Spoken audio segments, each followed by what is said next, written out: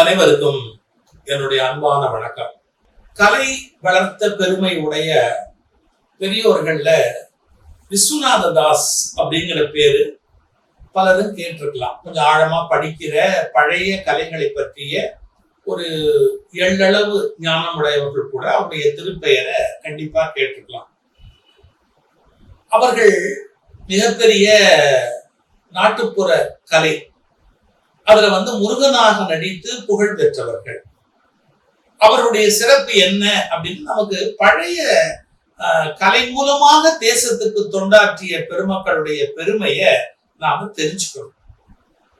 என்னுடைய நல்ல நண்பர் பார்த்திபராஜா என்று திருப்பத்தூர் கல்லூரியில பணிபுரிந்து கொண்டிருக்கிற ஒரு நல்ல எழுத்தாளர், சிந்தனையாளர், அவர் அவருடைய புத்தகத்தை எனக்கு கொடுத்தார்.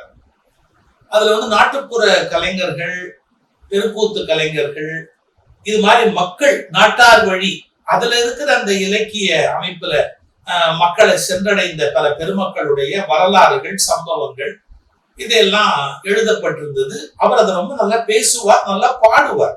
அது அவருடைய கைவந்த கலை. நான் அவருடைய பேச்சை விரும்பி கேட்பேன். அவர் என்ன எழுதியிருக்கிறார், விடுதலை கீதங்கள் அப்படின்னு ஒரு சின்ன கட்டுரை அந்த புத்தகத்துக்குள்ள இருக்கு. இசை நாடக வெளியின் ஊடாக அப்படின்னு ஒரு புத்தகம், அதுல அவர் எழுதுறார். முதல் வார்த்தையே பாருங்க, எழுத்தாளன் என்பவன் அவனது சமூகத்தின் வர்க்கத்தின் உணர்ச்சி மயமான ஊதுகுழல். யார் சொல்றா? மார்க்சிம் கார்கி. அந்த சமூகத்தினுடைய அந்த என்ன சொல்றது, அந்த வர்க்கம், அந்த வாழ்கிற மக்களுடைய ஊதுகுழலாக எழுத்தாளன் இடத்துல நீங்க கலைஞர்னு போட்டுக்கலாம், பாடகர்னு போட்டுக்கலாம், பேச்சாளர்னு போட்டுக்கலாம், யாராலும் போட்டுக்கலாம். கொஞ்சம் சமூக அக்கறை உள்ள கலைஞர் அப்படின்னு எடுத்துக்கணும். நடிகர்னு கூட இருக்கலாம். சில பேர் நடிப்பின் மூலம் அதை உண்டு பண்ணவங்க இல்லையா? இப்ப இவங்களே அப்படித்தான். இவங்களுக்கு இசையும் சேர்ந்து கை வரும், கவிதையும் சொந்தமா எழுதிக்குவாங்க, அல்லது யாராவது எழுதி கொடுத்த கவிதைகளை பாடுவாங்க. எப்படி இருந்தாலும் ஆனா தேசத்தை பற்றிய அக்கறை அவங்களுக்கு இருந்தது. இவருக்கு என்ன சிறப்பு அப்படின்னு கேட்டா, அவருக்கு நிறைய சிறப்பு இருக்கு. ஆனா விடுதலை போராட்ட காலத்துல தம்முடைய துறையிலேருந்து தான் எப்படி நாட்டுக்கு நல்லது பண்ணலாம் அப்படிங்கிறது அவருடைய பணி. அவர் பாடினா என்னன்னா, இந்த பிரிட்டிஷ்காரன் வேலை பார்க்கிற போலீஸ்காரர்களுக்கு ஒரு சிக்கல். பாட்டுல இடையில பிரிட்டிஷை எதிர்க்கிற கருத்தை உள்ள வைப்பார். இதை கண்டுபிடிக்கிறதே கஷ்டம். ஏன்னா அவர் எந்த இடத்துல கிண்டல் அடிக்கிறாரு, என்ன டயலாக் சொல்றாரு, பிரிட்டிஷ் ஏகாதிபத்தியத்தை ஏற்று பேசுறாரு அப்படிங்கிறத கூர்ந்து கவனிக்கணும். அவர் பாட்டுலயே அவங்க மயங்கிடுவாங்க, அப்படி பாடுவாரு. என்ன சொல்லுவாங்க அந்த காலத்துல, அவர் முருகன் வேடம் விட்டு கொண்டு பாடுவாரா. அப்படி முருகன் வேடம் விட்டு கொண்டு பாடுற போது இவங்களுக்கு பாட்டை கேட்கணும்னு ஒரு ஆசை, அதே சமயத்துல கைது பண்ணணும், தப்பா பாடிட்டா தேச அரசாங்கத்துக்கு என்ன அடக்குமுறைக்கு அதிகார வர்க்கத்துக்கு எதிராக பாடிட்டா அவரை கைது பண்ணணும். அதுக்காக காத்துக்கிட்டு இருப்பாங்க. இதுல என்னன்னு கேட்டா, அப்படி நடுவுல ஒரு பாட்டு பாடி கைது பண்ணலான்னு போலீஸ்காரங்க வந்தா ஜனங்க கத்துவாங்க. கூத்து முடிஞ்சதுக்கு அப்புறம் கைது பண்ணுங்கப்பா, ஏன்பா இப்ப கைது பண்றீங்க அப்படின்னு அவங்க விரட்டுவாங்க. இவ்வளவு மக்களை எழுத்துக்கிட்டு எப்படி கைது பண்ண முடியும்? போலீஸ்காரன் உள்ளூர்காரர் தானே. அவங்களும் உட்கார்ந்து அவருடைய பாட்டை கேட்டாங்க. முடிஞ்சு போய் அவரை கைது பண்ண போனா அவர் சொல்லுவாரா, யார் பாடினா முருகன் தானே பாடினாரு. இப்பதான் முருகன் இல்லையே, நான் விஸ்வநாத் தாஸ் தானே, முருகனை போய் கைது பண்ணுங்கப்பா அப்படி. இது என்ன இருந்தாலும் ஒத்துப்பாங்களா? கோர்ட்ல குடிச்சிட்டு போடுவாங்க. சார் வாழ்க்கையில 29 முறை சிறப்பு இருக்காரு சார். 29 முறை சிறையில இருந்து வெளியே வந்தோட 2 நாடகம், திரும்பி உடனே திரும்பி இப்படியே ஒரு கலைஞனுடைய வாழ்க்கை உள்ள போயிருக்கு அப்படின்னா அவங்களுக்கு எல்லாம் நம்ம என்ன நன்றி சொல்ல போறோம்? ஒரு நாடு யோசிச்சு பாருங்க. அவர் எப்படி தன்னுடைய கலையை பயன்படுத்தி தேச உணர்ச்சியை உண்டு பண்றாருன்னா பாருங்க. பாட்டு இப்படி வரும்: கொக்கு பறக்குதடி பாப்பா, அதை கோபமின்றி கூப்பிடடி பாப்பா, மக்களை ஏமாத்தும் கொக்கு, அதன் மமதை அழிய வேண்டும் பாப்பா. இந்த மக்களை ஏமாத்தும் கொக்கு மமதை அழிய வேண்டும்னா கொக்குக்கு எங்கேயாவது அகங்காரம் இருக்குமா? பிரிட்டிஷ்காரன் தான் சொல்றாரு, ஆளும் வர்க்கத்தை ஏத்து பாடுறார். அடுத்து ஓப்பனா போயிடுவார், தேம்ஸ் நதிக்கரையின் கொக்கு, அங்க தின்ன வழி இல்லாத கொக்கு.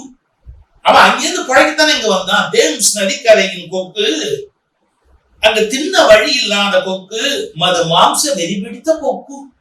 இதுக்கு மது வெள்ளக்காரன் அப்படித்தானே இருந்தான். மாம்ச வெறி பிடித்த கொக்கு, நம் மக்களை ஏமாத்த வந்த கொக்கு. இப்ப இந்த பாட்டை பாடி முடிச்சா இவரை கைது தானே பண்ணணும். இதுல எங்க பாடுவாரு, எப்படி பாடுவாரு அப்படின்னு நீங்க கேட்டீங்கன்னா, வள்ளி திரைப்படத்துல காவல் இருப்பா, அவ ஆவோலம் பாடணும். அப்படி பாடும் போது அவ கொக்க விரட்டுற மாதிரி, வெள்ளை நிற கொக்குகளான கொக்க விரட்டுற மாதிரி அந்த பாட்டு அப்படி அமைஞ்சிருக்கும். இது வெளியிலேருந்து பார்த்தா வள்ளி கல்யாணம் மாதிரி தெரியும், உள்ளுக்குள்ள போய் பார்த்தாதான் தேசபக்தி அப்படிங்கிற உண்மை நமக்கு புரியும். இடையிடையில பகத்சிங்கம், பகதூர், பக்திமான்களின் தங்கம், மறக்க முடியாது மன்னன் பகத்சிங்கை, மட்டித்தனமுடைய முட்டாள் சர்க்கார் துட்டத்தனத்துடன் தூக்கிலிட்டதை மறக்க முடியாது அப்படின்னு உணர்ச்சி பூர்வமா போடுவார். இவ்வளவு நான் பார்த்திபராஜாவுடைய புத்தகத்துலதான் படிச்சேன்.